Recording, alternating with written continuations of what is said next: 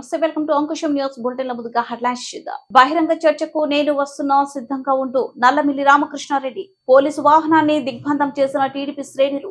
అందరి దృష్టి అనంతపురం వైపే. విజయవంతంగా Sri Sathya Sai state level journalist cricket unity cup 2024 TIDCO గృహాల నిధులు దోచుకున్న అయ్యన్న పాత్రుడు. తూర్పు గోదావరి జిల్లా అనపర్తి ఎమ్మెల్యే దంపతులు 500 కోట్ల రూపాయల అవినీతిని నిరూపించడానికి నేను సిద్ధం. రామకృష్ణారెడ్డి సవాల్కి ప్రతి సవాల్ లేదు. ఇళ్ల పట్టాలు ఇస్తామనే పేరుతో సామాన్య ప్రజలను మభ్యపెట్టడం దేనికి? 5 రోజులు అవుతున్న చర్చపై స్పందన లేదు. చర్చకు సిద్ధమా కాదా సమాధానం చెప్పకుండా జన సమీకరణ దేనికి? ఇతర నియోజకవర్గం నుంచి భోజనాలు అని చెప్పి రమ్మనడం దేనికి సంకేతం? ఎమ్మెల్యే సూర్యనారాయణ రెడ్డి పిరికి పందెలాగా పోలీసులతో బలగం పవర్ చూపిస్తున్నారు.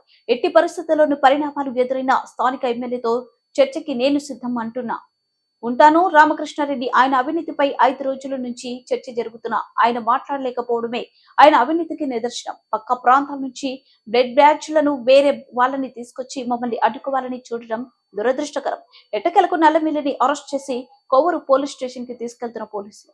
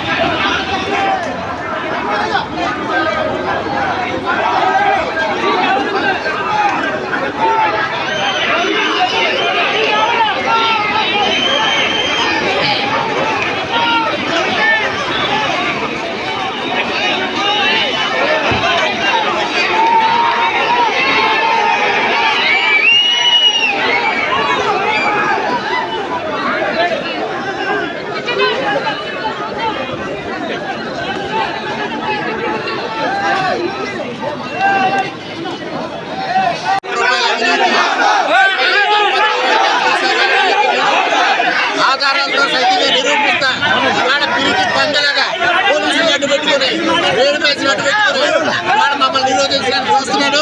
ఈ బహిరంగ చర్చకు నేను సిద్ధం. ఎమ్మెల్యే సిద్ధమని అడుగుతున్నా.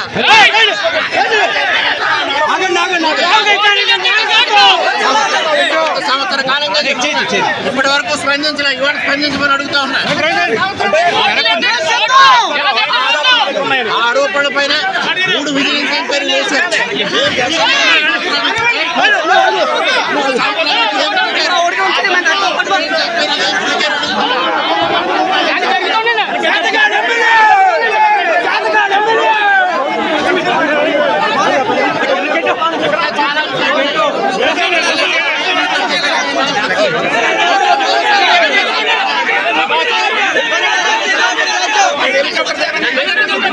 హెలికాప్టర్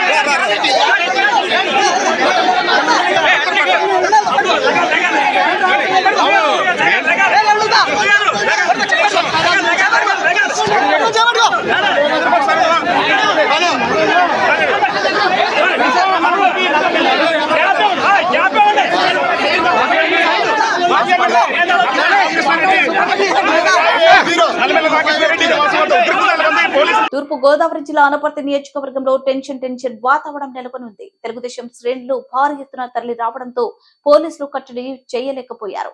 తెలుగుదేశం పార్టీ అభ్యర్థి నల్లమిల్లిని తీసుకువెళ్తున్న పోలీస్ కారును హైవేలో దిగ్బంధం చేసిన టీడీపీ శ్రేణులు పెద్ద ఎత్తున ఆందోళనకు దిగారు. నల్లమిల్లిని అరెస్ట్ చేసి Kovvur Devarapalli highway toll gate లో పోలీస్ స్టేషన్ కు తీసుకువెళ్లకుండా అటు ఇటు తిప్పడంతో Kovvur Devarapalli highway toll gate వద్ద హైవేను దిగ్బంధం చేసిన టీడీపీ శ్రేణులు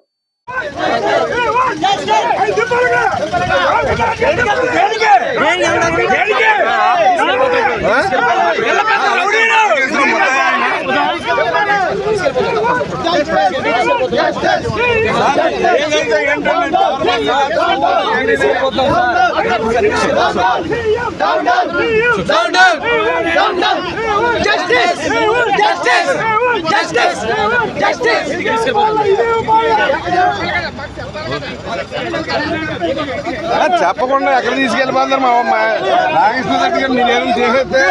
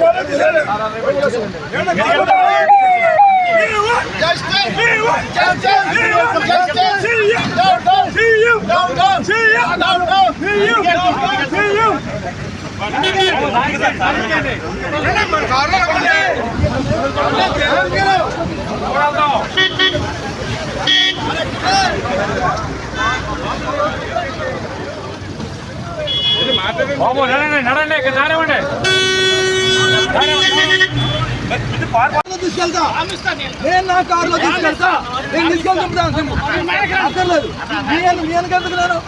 ఎందుకు నేను ఎందుకు తీసుకెళ్తున్నారు ఎందుకు తీసుకెళ్తున్నారు అసలు అలా కాదు ఎందుకు తీసుకెళ్తున్నారు చెప్పు ఎందుకు తీసుకెళ్తున్నారు మీరు ఆగండి ఎందుకు తీసుకెళ్తున్నారు అది చెప్పండి ఎందుకు తీసుకెళ్తున్నారు చెప్పండి మా కారులో తీసుకెళ్తారా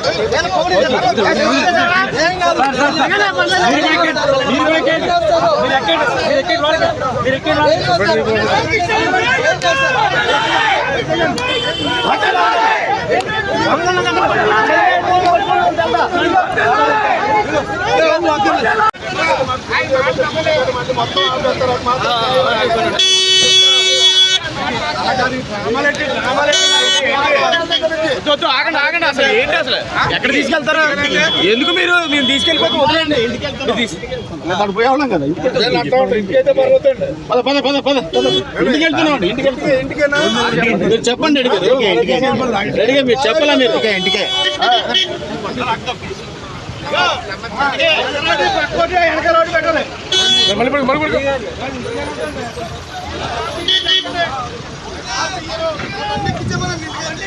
డిఎస్పీ గారు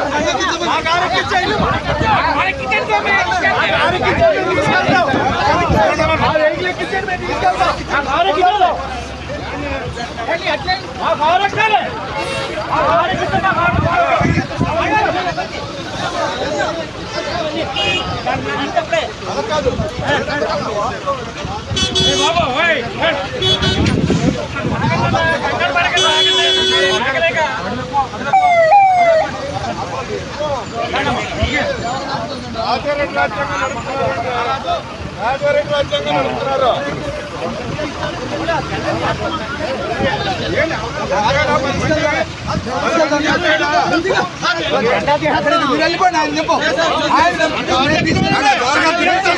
అనంతపురం జిల్లాలో జరుగుతున్న శ్రీ సత్యసాయి రాష్ట్ర స్థాయి జర్నలిస్టు క్రికెట్ యూనిట్ కమిటీ 2024 విజయవంతంగా నడుస్తుందని వచ్చిన ప్రతి జట్టుకు ఎలాంటి ఇబ్బంది లేకుండా వసతి భోజనం సౌకర్యములను కల్పిస్తూ ఎప్పటికప్పుడు చిన్న చిన్న సమస్యలు ఉన్న పరిష్కరిస్తున్న మత్స రామలింగారెడ్డి మరి వారి బృందానికి వివిధ జిల్లాల నుంచి వచ్చిన కెప్టెన్లు హర్షం వ్యక్తం చేశారు. టోర్నమెంట్ల భాగంగా ఆర్డిటి ప్రధాన మైదానంలో సెమీఫైనల్స్ నిర్వహించారు. ఈ సందర్భంగా ఏర్పాటు చేసిన సభలో మత్స రామలింగారెడ్డి మాట్లాడుతూ అందరినీ ఒక వేదికపైకి తీసుకురావడానికి ఎంతో కృషి చేశామని, అందరూ రావడంతో రాష్ట్ర స్థాయి క్రికెట్ టోర్నమెంట్ విజయవంతంగా నడుస్తుందన్నారు. జర్నలిస్టుల అభివృద్ధి సంక్షేమమే తన ధ్యేయమని, అందరూ కలిసికట్టుగా ఉంటేనే అభివృద్ధి సాధ్యమవుతుందన్నారు. సత్యసాయి జిల్లా కడప, రాజంపేట, వైజాగ్ కెప్టెన్లు మాట్లాడుతూ ఇలాంటి టోర్నమెంట్ ఏడాదికి 2 నిర్వహించాలని, దీంతో జర్నలిస్టులు అందరూ ఐక్యంగా ఉండడానికి అవకాశం ఉందన్నారు. ఇలాంటి టోర్నమెంట్లు పెట్టి అందరినీ ఒక తాటిపైకి తీసుకురావడానికి విశేష కృషి చేసిన మత్స రామలింగారెడ్డికి కృతజ్ఞతలు తెలిపారు. మరోసారి ఇలాంటి టోర్నమెంట్ తో కలుసుకుని జర్నలిస్టుల ఐక్యతను నిరూపించాలన్నారు. కార్యక్రమంలో ఆర్గనైజింగ్ కమిటీ సభ్యులు ఖాన్ విజయ్, షాకీర్, రఘు, శివ, త్యాగరాజు, శ్రీకాంత్, వాలి తదితరులు పాల్గొన్నారు. వైజాగ్, కడప, రాజంపేట, సత్యసాయి జిల్లా 4 జట్లకు కూడా ప్రత్యేకంగా అభినందిస్తా ఉన్నాను. ఈ 4 జట్లు మొత్తం లీగ్స్ లో ఇప్పటి వరకు లీగ్ జరిగింది. ఇప్పుడు ఈ రోజు నుంచి సెమీఫైనల్ జరుగుతా ఉంది. చాలా సంతోషం. మనమంతా కూడా ఎంతో ఉత్సాహంగా జర్నలిస్టులు అందరూ కూడా అన్ని జిల్లాల నుంచి వచ్చి అనంతపురంలో ఐకమత్యంతో మనందరం ఒకటే అనేటువంటి భావనతో ఆడినందుకు మీ అందరికీ ప్రత్యేకంగా ఆంధ్రప్రదేశ్ వర్కింగ్ జర్నలిస్ట్ యూనియన్ తరఫున ప్రత్యేకంగా అభినందనలు చెప్తూ, రేపు చివరి దశకు చేరింది. రేపు ఫైనల్ మ్యాచ్ ఉంటుంది. దాంతో పాటు ఎవరు బాధపడకూడదన్న ఉద్దేశంతో రేపు ఉదయం 3rd ప్లేస్ మ్యాచ్ కూడా పెడతాం. 3rd ప్లేస్, 4th ప్లేస్ వచ్చినటువంటి వాళ్ళకు కూడా ట్రోఫీలు ఇస్తాం. రేపు ఉదయం 3rd ప్లేస్ మ్యాచ్ జరుగుతుంది. దాని తర్వాత ఫైనల్ మ్యాచ్ జరుగుతుంది. మ్యాచ్ అయిన వెంటనే ప్రైజ్ డిస్ట్రిబ్యూషన్ ఉంటుంది. కాబట్టి మీరు ఇక్కడ ఉన్నటువంటి టీమ్స్ అన్ని క్యాప్టెన్స్ కి నేను రేపు చాలా ఉత్సాహంగా అందరూ కూడా పండుగలాగా రేపు ఇక్కడ జరగాలి. టీమ్స్ అన్నిటికీ నేను క్యాప్టెన్స్ కోరుతా ఉన్నాను. అందరూ కూడా క్యాప్టెన్స్ మీ టీమ్స్ తో గ్రౌండ్ లోనే ఉండాలి. రేపు అందరూ కూడా జర్నలిస్ట్ అందరూ గ్రౌండ్ లోనే ఉండాలి. కాబట్టి మీరు ఎంతో మా మీద ప్రేమతో వైజాగ్ నుంచి, అనకాపల్లి నుంచి, అదేవిధంగా ఇక్కడ కడప, రాజంపేట అందరూ కూడా, చిత్తూరు అన్ని జిల్లాలు కూడా చాలా ఉత్సాహంగా పాల్గొన్నందుకు ఆంధ్రప్రదేశ్ వర్కింగ్ జర్నలిస్ట్ యూనియన్ తరఫున ప్రత్యేకంగా వాళ్ళందరికీ కూడా అభినందనలు చెప్తూ, ఈ టోర్నమెంట్ ని ఖచ్చితంగా రాబోయే రోజుల్లో ఇదేదో ఈ రోజు జరిపి వదిలేసే సిస్టమ్ కాకుండా దీన్ని ఎవరి ఇయర్ కంటిన్యూ చేసే విధంగా మనం దీన్ని ముందుకు తీసుకెళ్తాం. అదేవిధంగా మీ అందరికీ తెలుసు, మా బాబు కూడా ఉన్నారు కాబట్టి, మా బాబు కూడా తెలుసు కాబట్టి మా బాబు కూడా దీంట్లో లైన్ లో ఉంటాడు. ఫ్యూచర్ లో నెక్స్ట్ ఇయర్ నుంచి దీన్ని ఇంకొంత రూపం మారుతాం. నెక్స్ట్ ఇయర్ నుంచి దీన్ని ప్రొఫెషనల్ ప్లేయర్స్ అంటే జర్నలిస్ట్ ప్రొఫెషనల్ లీగ్ అని అక్కడ క్రియేట్ చేసి దాని పేరుతో పెద్ద ఎత్తున వర్కింగ్ జర్నలిస్ట్ ని మేమే సెలెక్ట్ చేసుకుంటాం. మేమే ఆయా ప్రాంతాలకు వచ్చి, కడప కానీ, వైజాగ్ కానీ ఆ ప్రాంతంలో వచ్చి బెస్ట్ ప్లేయర్స్ ని సెలెక్ట్ చేసుకుని కొంత అద్భుతంగా దీన్ని మలిచే ప్రయత్నం చేస్తాం. ఎవరు కూడా అన్ని జిల్లాల్లో స్ట్రెంత్ చేయడానికి మనందరం కూడా చేయి కలపాలి. మనం రోల్ మోడల్ గా ఉండే విధంగా ఆంధ్రప్రదేశ్ అంటే రోల్ మోడల్ ఉండాలి. జర్నలిస్టులు ఇంత బాగా ఉన్నారా, ఇంత ఐకమత్యంతో ఉంటారా, జర్నలిస్టులు అంటే ఇంత మంచి కుటుంబమా ఇక్కడ అని ఆ విధంగా మనం దీన్ని తయారు చేస్తాం.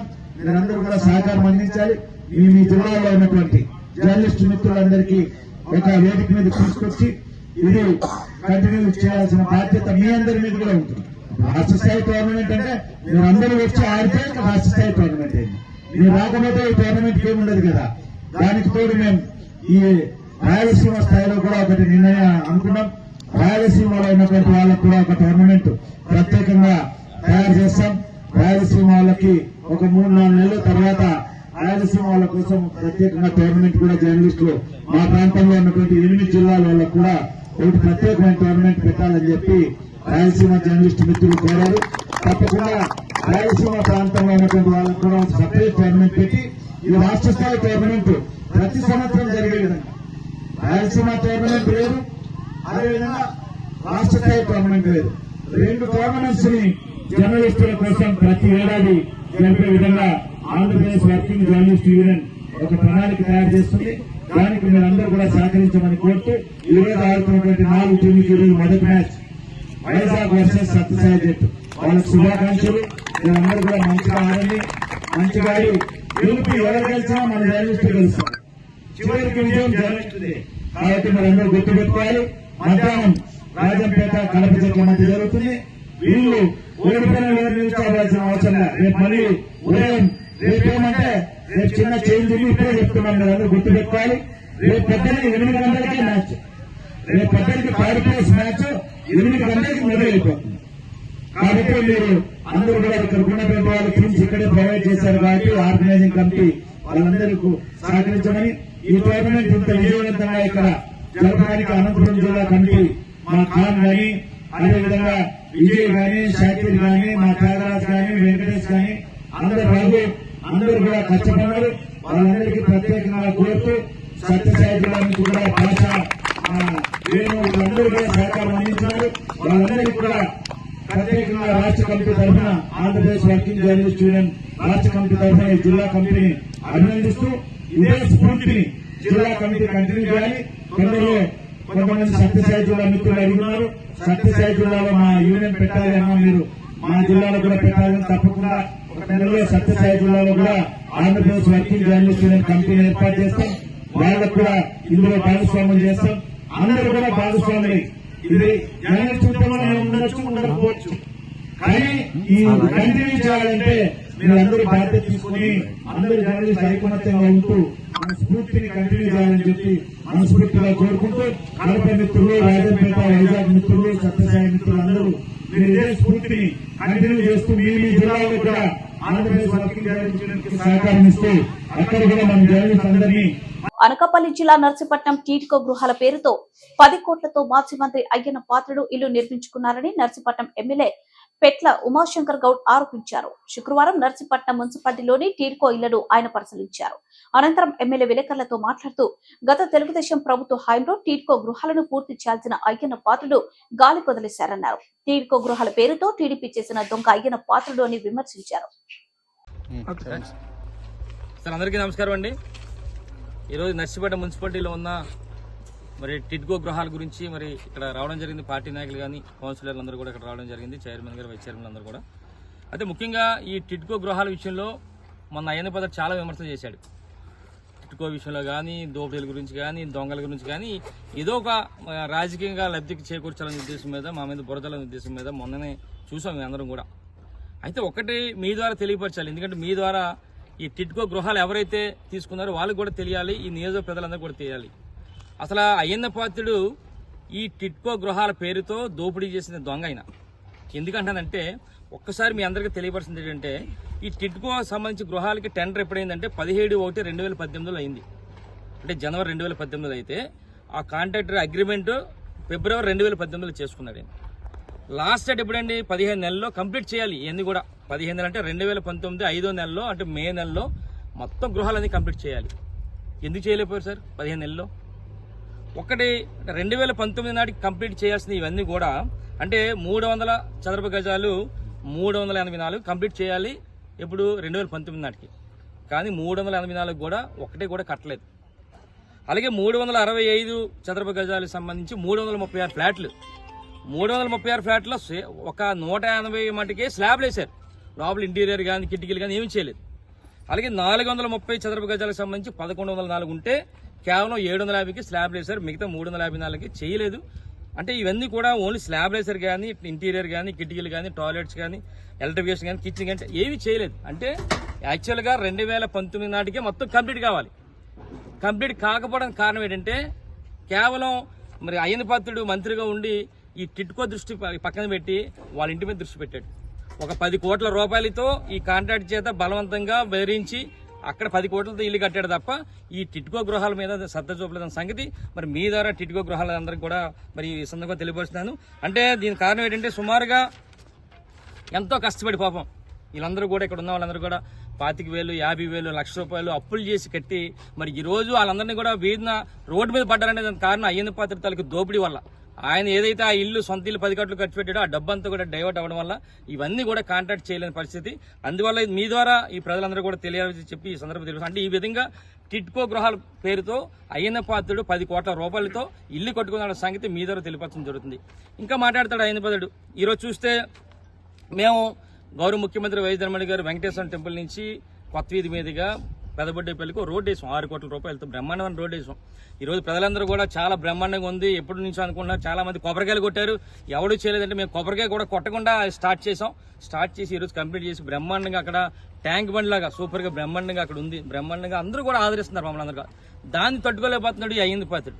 తట్టుకోలేక రకరకాల విమర్శలు చేస్తున్నాడు. అదే రోడ్డు మీద గతంలో సుమారుగా 3 కోట్ల రూపాయలతో శిలాఫలకం పెట్టాడు.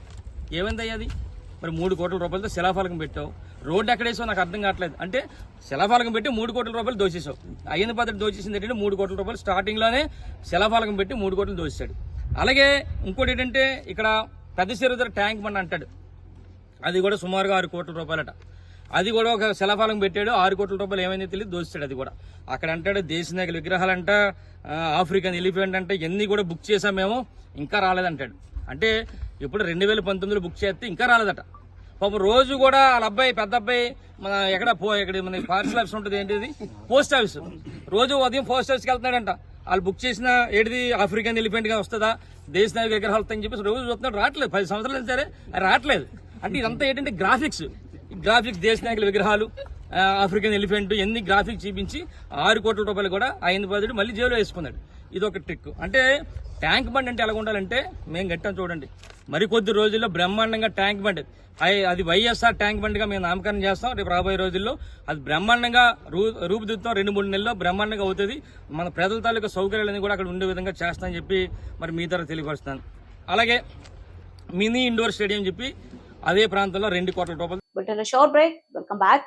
బులెటిన్ ముగించే ముందు హెడ్లైన్స్ మరోసారి. ఇవి బులెటిన్ విశేషాలు. మరో బులెటిన్లో మళ్ళీ కలుద్దాం. Stay with us. బహిరంగ చర్చకు నేను వస్తున్నా, సిద్ధంగా ఉంటూ నల్లమిల్లి రామకృష్ణారెడ్డి. పోలీసు వాహనాన్ని దిగ్బంధం చేసిన టీడీపీ శ్రేణులు.